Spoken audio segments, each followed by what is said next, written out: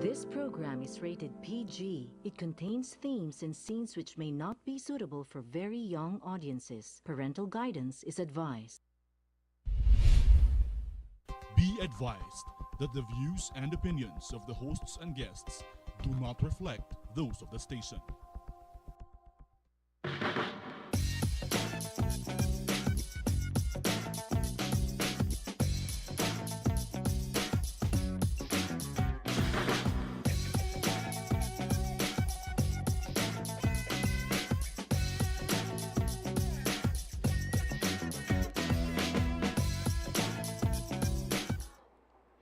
These are the stories of hobbyists in their never-ending journey. I am your host, Tisha Polinario, and once again joining us is Berna Escarga, my co-host. Hi everyone! So we're finally guesting each other, which is what we wanted to do for the first For a few episodes. times, Yeah. Because we ourselves are hobbyists. yeah, Tisha actually collects Gundam models.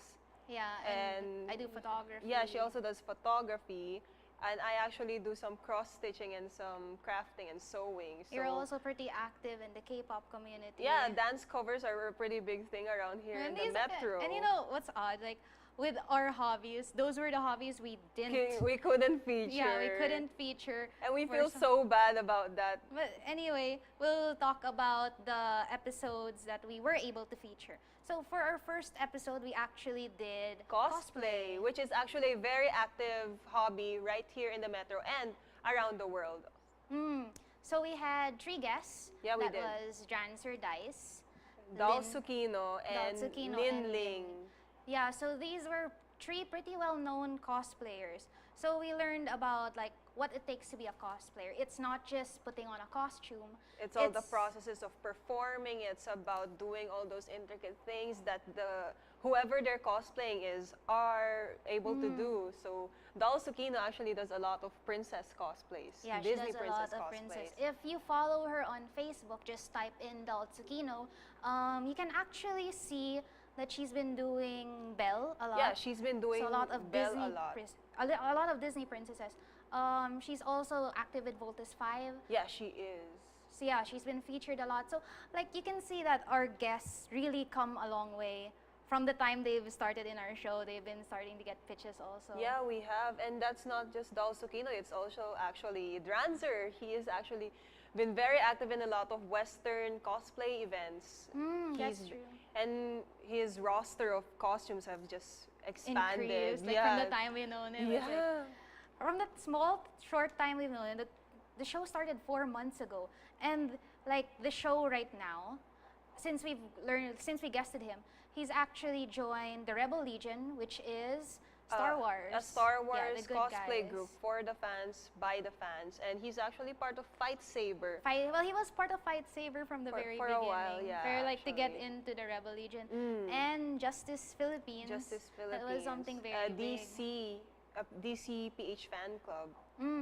So if you do want to see Drancer Dice, you can go to your local cons. He's there almost every day. Not necessarily inside the con, but He's even probably outside. just around the vicinity. And one thing really good about cosplayers is that they're generally a very friendly group. Yeah, and if you want to take a photo with them, then please do. They will not hesitate to. They just won't hesitate and just say yes, sure, why not? Then we have Lin Ling. Lin Ling, all right. So yeah. with Lin Ling, she's not active in cons, but she does model cosplay a lot. Yeah, so she does. So you can pretty much see it on her social media accounts wherever she's been active in. So yeah, Lin Ling, or in Cosplay Philippines, you can see her costumes there. What else? So speaking of cosplay, like have you any plans to cosplay? I'm pretty sure I have plans for sure. I mean, we are actually planning to go to Cosplay Mania, which is probably one of the biggest cosplay events in the metro, in yeah. the metro. So, should you be around, then we'll be around on the second day. Yeah, we'll be around on the second day, and you can look for us. Well, you'll notice Berta more. She'll be on cosplay. I'll be in cosplay, but you may not know who this character is. I won't say who. You'll just have to find out soon enough. Which is one thing you guys should know, that we're also part of Cosplay Network Philippines.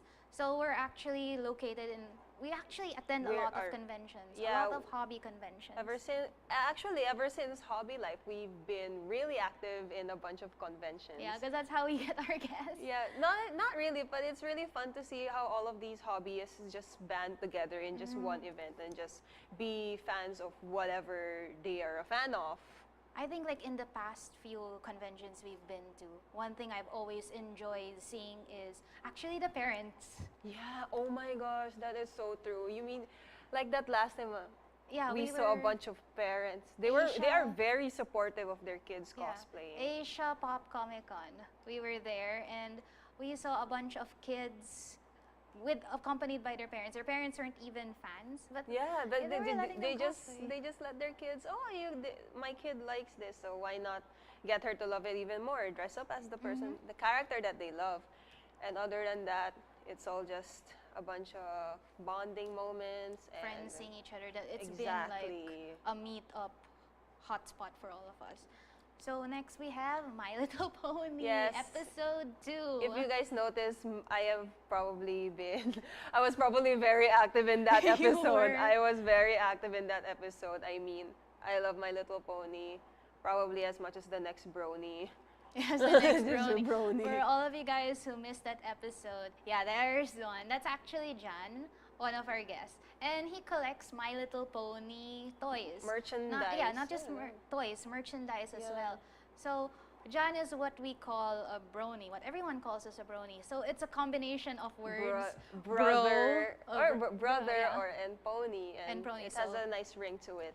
So brony and That's what you call the fans. And if in case you are a female My Little Pony fan, then you can call yourself a Pegasister. So Which that's what is- we all are.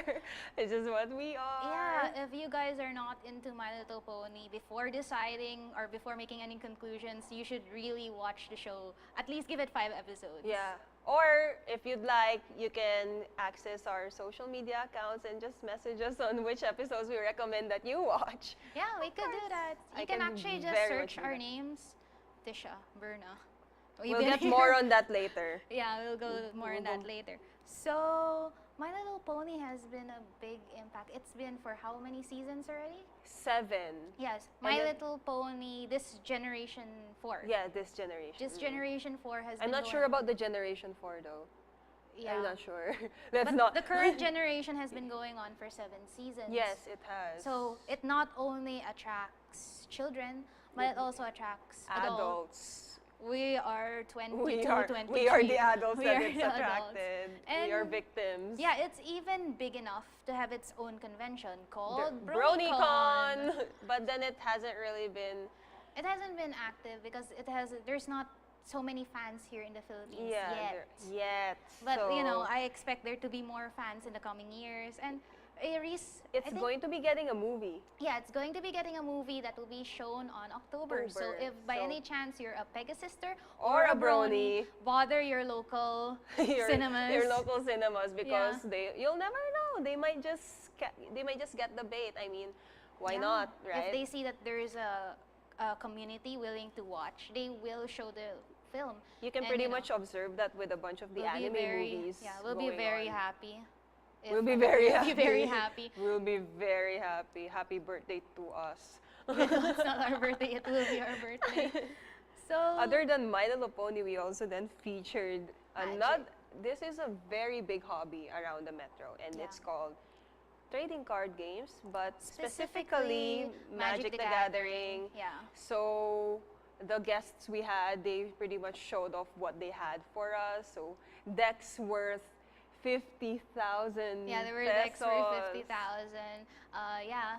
That one was the guest showing in the screen right now is actually already married. Yeah, So- we found out just recently too. Yeah, so those cards we're holding over there Are those probably worth 5,000 or 8,000 more each. So if you put them all together, it's That's pretty more much than my salary in a month.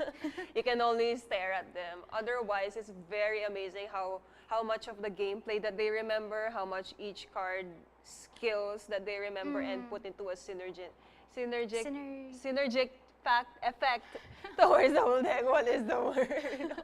You got close enough there. Close but enough. let's talk more about the community. Like, we've known a bunch of Magic the Gathering. Yeah, we have. Not just Magic, we were exposed to games. it when we were in high school. Yeah, we were exposed. It's been a very big thing for a long time. Yes, and it has, and it just keeps getting bigger and bigger with with every passing expansion. in fact, even when we go to conventions, there's Magic the Gathering has always its own Spot. corner. Yeah, Or spot. yeah. Sometimes it's even in the middle. So there's a place over there where aspiring players can learn how to play, and you'll never know. You might get lucky enough that that certain station will give you a free deck so that you can keep playing. Yeah, another hint, if ever you guys are visiting conventions, go to every booth, try everything out. You might get something free, and maybe you'll even find your own hobby through that. Exactly. In fact, that's how I learned to enjoy gunpla building. That's how I learned to enjoy cosplay. So, yeah, that's a bunch of things to think about.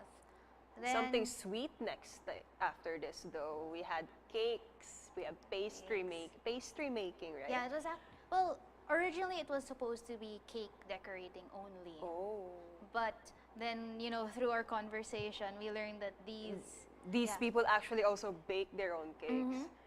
So they were very accommodating. Yes, they even gave us free cake afterwards, Yeah, they gave us free cake. which was really good. You guys should check out these pastry chefs. So yeah, if you guys want to see them, you can check out episode 4 of Hobby Life. Their contact information is there. How you can reach them is also there. They're actually tested and tried. Yeah. We tried their cakes. You'll never go wrong with really their red good. velvet. You'll never go wrong with red velvet, and that's a very hard. It's actually cupcake. very fun because I usually just like watching it, but having someone really talk about it sort of gave a new light of our whoa, what did I get myself into? And not only that, I know you bake too, right? Yeah. Well, not anymore. Oh no, why? Yeah. Well, because like right now I live in a condo, so I don't have my toaster oven with me. You don't have the paraphernalia. Yeah.